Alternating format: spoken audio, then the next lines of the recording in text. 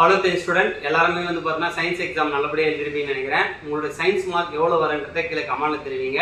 சயின்ஸ்ல நம்ம கொடுத்த क्वेश्चन எல்லாம் வந்து சொல்லிட்டு பசங்க வந்து பார்த்தா வாட்ஸ்அப்லயும் சரி இன்ஸ்டாலயும் மெசேஜ் பண்ணீங்க. ரொம்ப சந்தோஷமா இருந்துச்சு. சோ சோசியல்ல வந்து பார்த்தா அதே போல சயின்ஸ்ல எடுத்த மார்க் உங்களுக்கு சோசியல்ல சென்டம் எடுக்கிறதுக்காக ஒரு வழி சொல்ல போறோம். சோ அதுக்கு முன்னாடி நம்ம சேனலை யாராவது புதுசா பாத்தீங்கன்னா ஒரு சப்ஸ்கிரைப் பண்ணி வச்சுங்க. இன்ஸ்டால பார்த்தா ஃபாலோ பண்ணி வச்சுங்க. மறக்காம உங்களுடைய ஃபீட்பேக்கை கமெண்ட்ல தெரிவிங்க. வாங்க வீடியோக்குள்ள போய்லாம். ஃபர்ஸ்ட் நம்ம வந்து பார்த்தா சோசியல் சயின்ஸ் क्वेश्चन பேட்டர்னை பார்த்துட்டு அப்புறம் வந்து பார்த்தா ஒரு பப்ளிக் உடைய 3.5 டேஸ் ஸ்டடி பிளானும் இந்த வீடியோல பார்த்துடலாம். சோ நீங்க 100 மார்க் எடுக்கணும்னா ஸ்கிப் பண்ணாம பாருங்க, ரொம்ப ரொம்ப யூஸ்ஃபுல்லா இருக்கும். ஃபர்ஸ்ட் क्वेश्चन பேட்டர்ல வந்து பார்த்தா ஃபர்ஸ்ட் உங்களுக்கு 1 மார்க் கேட்பாங்க. பார்ட் 1ல 14 1 மார்க் கேட்பாங்க. ஓகேங்களா? 14 1 மார்க் புக் பேக்ல இருக்கிற எல்லா 1 மார்க் நல்லா தெளிவா படிச்சீங்க. ரெண்டாவது வந்து பார்த்தா 2 மார்க் கேட்பாங்க.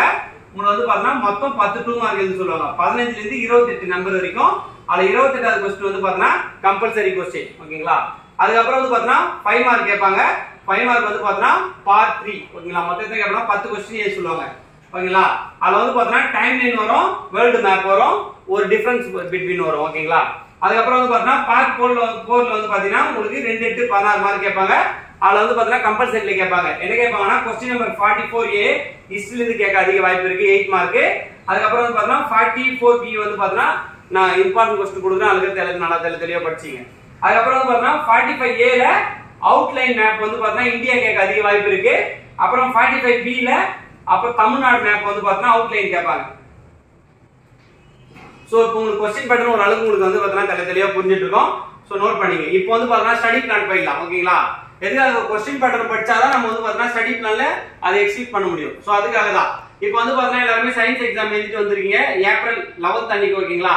இப்போ என்ன பண்ண போறோம்னா ஃபர்ஸ்ட் புக் பேக்ல இருக்கிற எல்லா 1 மார்க்ஸும் 27 சாப்டருக்கும் கம்ப்ளீட் பண்ணிடுங்க இன்னி நைட். அதுக்கு அப்புறம் வந்து பார்த்தா ஏப்ரல் 12 அன்னைக்கு மார்னிங் செஷன் நம்ம என்ன பண்ண போறோம்னா ஹிஸ்டரியில வந்து பார்த்தா சாப்டர் 1ல இருந்து 6 வரைக்கும் படிச்சீங்க, வித் மேப்போட சேர்த்து படிச்சீங்க மார்னிங் செஷன்ல. ஈவினிங் செஷன் வந்து பார்த்தா ஹிஸ்டரியில சாப்டர் 7ல இருந்து 10 வரைக்கும் படிச்சீங்க, வித் மேப்போட படிச்சீங்க. இல்ல இம்பார்ட்டன்ட் क्वेश्चन வேணா சொல்லுங்க, அடுத்த வீடியோ நான் போட்டுறேன். சோ நம்ம கிட்ட இம்பார்ட்டன்ட் क्वेश्चन இருக்கு.